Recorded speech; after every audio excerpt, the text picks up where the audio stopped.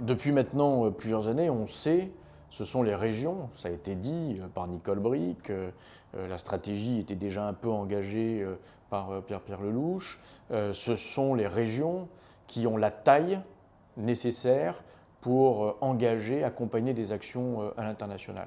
La masse critique pour une opération, c'est au minimum la région et éventuellement à l'échelle nationale. Nous avons des opérations qui sont des opérations nationales en complément des opérations régionales. Donc on voit bien que c'est la bonne taille, le bon échelon.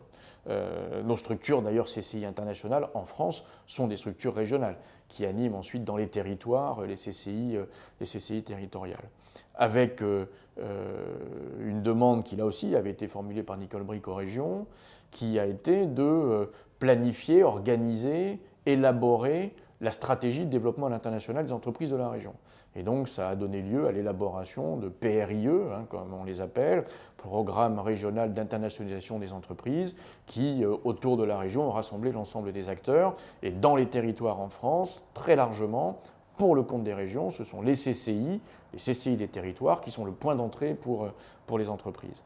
Là où on peut s'interroger, c'est sur la stratégie de projection elle-même des régions. Est-ce que les régions ont besoin, en tant que telles, d'avoir un bureau de représentation aux États-Unis, au Maroc, en Chine, et comment ce bureau de représentation, ou comment cette structure d'accompagnement éventuellement peut se caler avec ce qui existe déjà, le réseau UBI France, le réseau des CCI françaises à l'international.